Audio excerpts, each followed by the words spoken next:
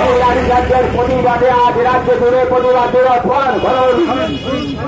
শিক্ষকদের উপর লাঠিচার্জের প্রতিবাদে সমস্ত মানুষ এক হন। রাজ্য সরকারের এই বেপরোয়া শিক্ষকদের উপর লাঠিচার্জের প্রতিবাদে আন্দোলনে সামিল হন।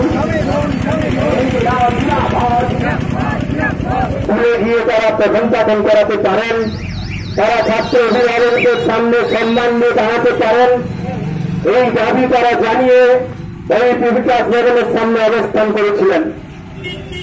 যে মুখ্যমন্ত্রী বলেছিলেন এই নেতাজি ইন্দিরার সভায় যে তারা শিক্ষক শিক্ষিকাদের চাকরির ব্যবস্থা করবেন, তাদের পাশে আছেন, বাস্তবে মুখের কথা আর অন্তরের কথা যে এক নয়, এটা গতকাল তার প্রমাণ পাওয়া গেল। গতকাল সন্ধ্যার পরে এই বিকাশ ভবনের সামনে আন্দোলনরত শান্তিপূর্ণ অবস্থানরত শিক্ষকদের উপর যেভাবে লাঠিচার্জ করা হলো তার নিন্দা জানানোর ভাষা নেই। এই ঘটনাকে আমরা তীব্র ধিক্কার জানাই। আমরা মনে করি দুর্নীতিতে যারা যুক্ত, সেই দুর্নীতিগ্রস্ত নেতা মন্ত্রী আধিকারিক, সেই চক্রকে তারা না ধরে তাদের শাস্তি না দিয়ে কেবলমাত্র শিক্ষকদের চাকরি নিয়ে টানাটানি করছেন। এমনকি সুপ্রিম কোর্টে প্রশ্ন উঠেছে, সুপ্রিম কোর্টে বলে যেভাবে এই রবীন্দ্রনাথ ঠাকুরের কথা অন্যায় যে করে আর অন্যায় যে সে তারা দুজনের সমান দায়ী যদি হয়, তাহলে অন্যায় যারা সইল, যারা বাধ্য হয়েছে টাকা দিয়ে চাকরি নিতে, তাদের চাকরি চলে গেল। কিন্তু অন্যায় যারা করেছে তারা খুব খুলে ঘুরে বেড়াচ্ছে।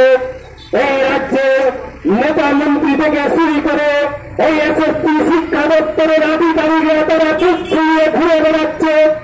আগামী দিনে এই 31শে ডিসেম্বরের মধ্যে যে শিক্ষক নিয়োগ হবে, সেই শিক্ষক নিয়োগ নিয়ে আবার নতুন কায়দায় নতুন কৌশলে তারা দুর্নীতি করবেন কিভাবে, সেই দুর্নীতির প্রশ্নে তাদের ব্যবস্থা করা হলো।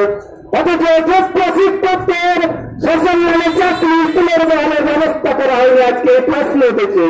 তাই যোগ্য শিক্ষকরা এই দাবি জানিয়ে যাচ্ছেন, অবস্থান করছেন, শান্তিপূর্ণ আন্দোলন করছেন। এই আন্দোলনে যে ব্যাপক পুলিশি বর্বরতা, এই বর্বরতার আমরা কঠোর ভাষায় নিন্দা জানাচ্ছি। চাকরি দিতে বাধ্য করেছে, টাকা দিতে বাধ্য করেছে। যোগ্য শিক্ষকদের পাশাপাশি অযোগ্যদের নিয়োগ করে তারা সুপ্রিম কোর্টে স্বচ্ছতার তালিকা না দিয়ে বাস্তবে একটা ওই জল ঘোলা করে সকলেরই পুরো প্যানেলটাই বাতিল করার জন্য সাহায্য করলো। তাই যোগ্য শিক্ষকরা স্বাভাবিকভাবেই সসম্মানে স্কুলে ফিরে যাওয়ার দাবি নিয়ে বিকাশ ভবনের সামনে অবস্থান করছে। এই বিষয়টাকে রাজ্য সরকার ওই 31শে ডিসেম্বর পর্যন্ত তারা চাকরিতে বহাল থাকতে পারবে